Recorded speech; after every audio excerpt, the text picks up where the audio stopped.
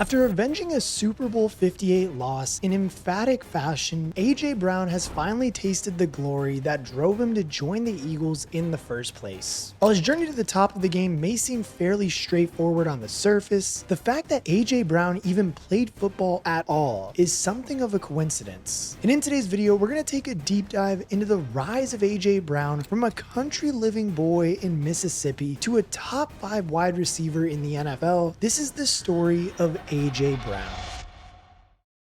Now, ironically, the Eagle star wideout almost never came to be. His parents, Arthur Brown and Josette Robertson, were content with their 2 daughters having no intention of becoming a family of 5. But by June 30th of 1997, their first and only son, named Arthur Jawan, changed that. Despite his name being misspelled as Arthur Juan on his birth certificate, there was no mistaking A.J. Brown's athletic gifts. Born and raised in Starkville, home of the Mississippi State Bulldogs, he lived on a large property with plenty of space to play in, growing up around his extended family and a strong community from the nearby Baptist church. Brown enjoyed an amazing childhood. While his father worked for the city's electrical department, he used spare materials to make AJ a batting tee to practice on when he was young. Arthur Brown had started for a nearby high school baseball team in his youth, while also playing as a wide receiver for the football team. AJ Brown took after him, falling deeply in love with baseball to the point where he was constantly practicing around the family property. I mean, even on one occasion, he smashed the family aquarium to pieces with a baseball bat. There was really no stopping him. He was always restless and always motivated to practice in the pursuit of greatness. Football, on the other hand, that was a far less appealing proposition to AJ growing up. His aversion to contact made him quit Pee-wee football, although he showed glimpses of great hand-eye coordination and ball skills. He did try to put the pads back on briefly in 8th grade, only to be reminded of why the game wasn't for him. A crippling fear of injury, while noticeably undersized, made the forcible contact as a non-starter for Brown, whose disinterest was visible to his coaches, causing him to quit the game for a second time. By the time he got to high school, though, his talent in baseball, as well as his father's connections to city employees, allowed A.J. Brown to enroll at Starkville High, which was significantly better funded than the school he had originally been districted in. On the diamond, AJ emerged as a leadoff hitting center fielder for the team, while even giving basketball a shot as his secondary sport. But when he wasn't included on the Yellow Jackets varsity roster, he began to rethink his future on the hardwood. Not to mention that he was also being routinely mocked by his classmates for being too chicken to play football. By this time, his sophomore year had rolled around, and Brown was ready to give the gridiron a third and final shot. Following a growth spurt, AJ was largely deployed as a defensive back during his sophomore season, where his hand-eye coordination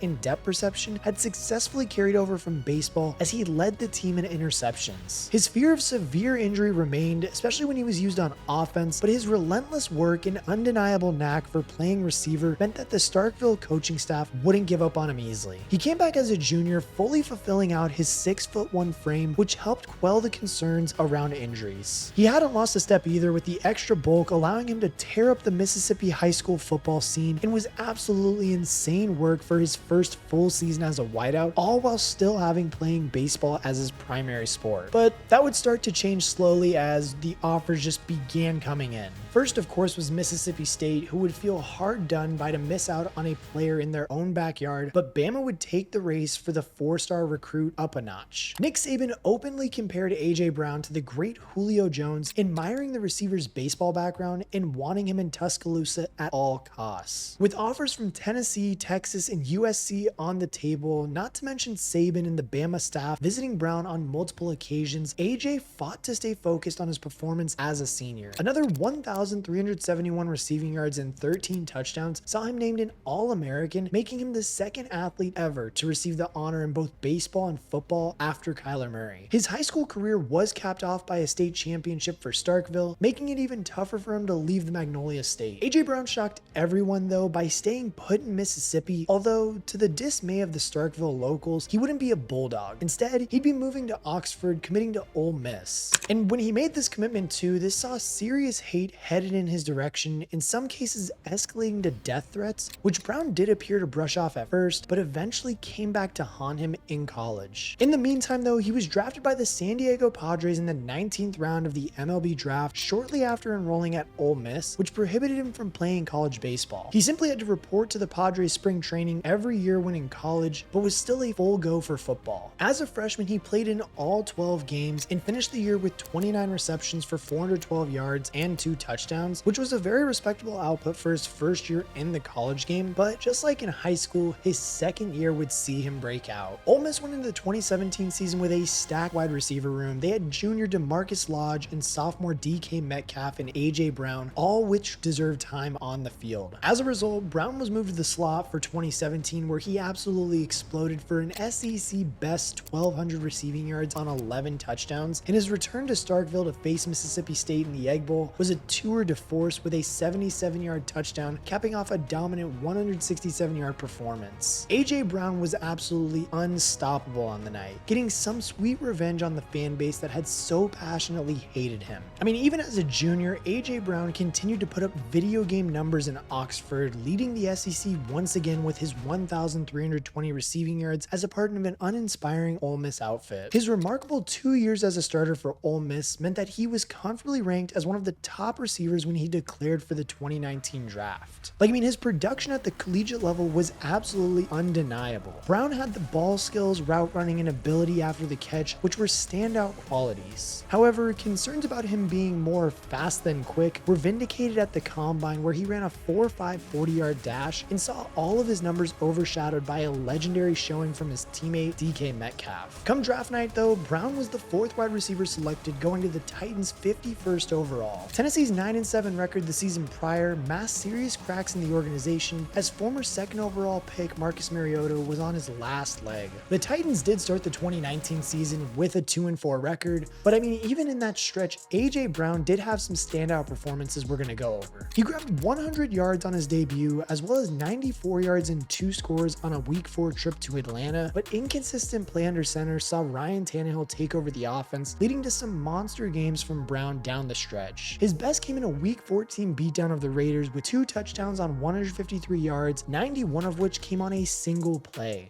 Open down the middle of the field, and he's got him. A.J. Brown to the end zone for the touchdown. 91 yards.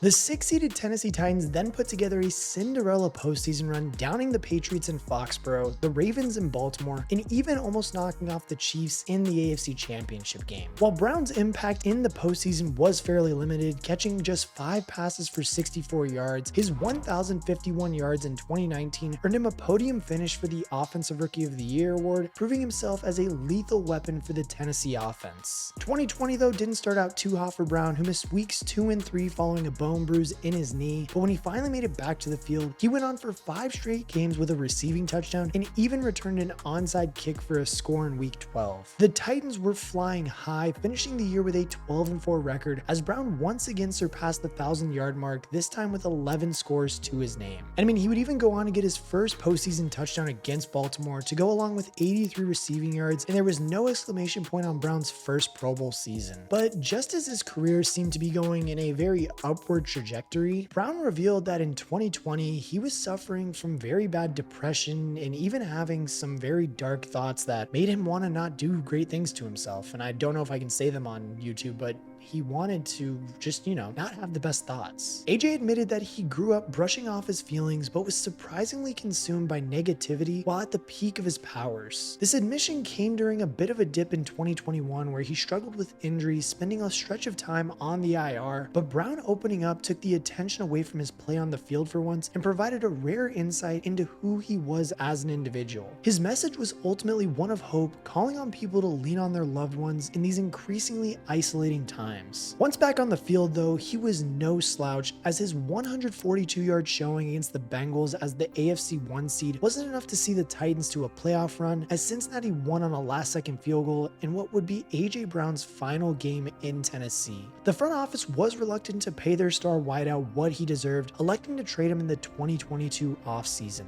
How about this trade that just went down? Wow! wow, we thought it was going to be Deebo Samuel. Turns out A.J. Brown stole the show here. Yeah. This move was contested by many Titans fans, leaving head coach Mike Vrabel, who had condemned A.J. Brown's openness around his mental health and his production on the field, visibly distressed by this move. I mean, Tennessee did go on to draft his successor in Treylon Burks, but with that pick that they got from that, he's only totaled 700 receiving yards and 2 touchdowns in the 3 seasons since, so I think that the Eagles have won this trade. Meanwhile, A.J. Brown signed a 4-year, $100 million deal with the Eagles and has been on a historic run in the city of brotherly love. He joined forces with Jalen Hurts, and the pair's bond goes back to their days as elite high school recruits in the class of 2016. Ironically, Hurts was at Brown's Mississippi home to celebrate him being drafted to the Titans back in 2019, and the two celebrated the trade to Philly. In 2022, the duo combined for a fantastic effect as Brown posted just shy of 1,500 receiving yards for 11 touchdowns in his first second-team All-Pro nod. He enjoyed a career game against the Steelers in Week 8, catching 3 touchdowns on 156 yards, looking legitimately unstoppable and spawning an epic celebration, earning him a $10,000 fine. Not only that too, but the 2022 season also saw Brown reach his first Super Bowl, which did end in bitter disappointment. Despite a great individual outing from him, the Eagles came up short 38-35 to the Kansas City Chiefs. In 2023 though, he returned to a similar tune, named second-team All-Pro with 1,456 yards, setting yet another single-game career high against Washington in Week 4. His 175 yards and 2 scores went a long way in securing a narrow overtime win, while 4 weeks later he'd set an NFL record with 6 straight games with 125 or more receiving yards. It was quite an accomplishment, but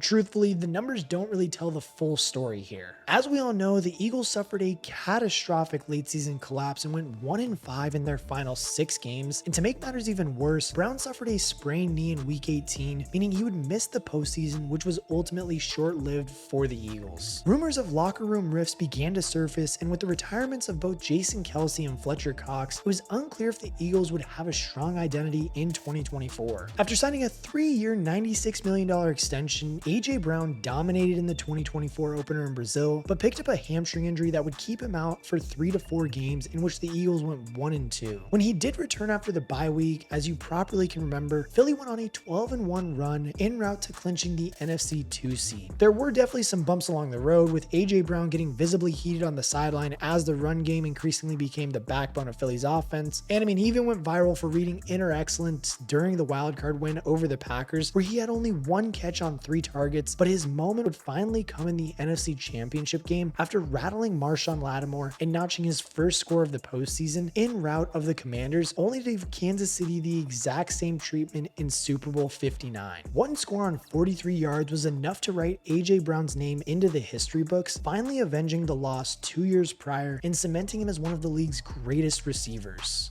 From quitting football multiple times to becoming a generational talent, along with his mental health advocacy and single-handedly skyrocketing the sales of a self-help book, A.J. Brown's career has been a roller coaster ride. And truthfully, it seems that the only way for him in the birds is to go up.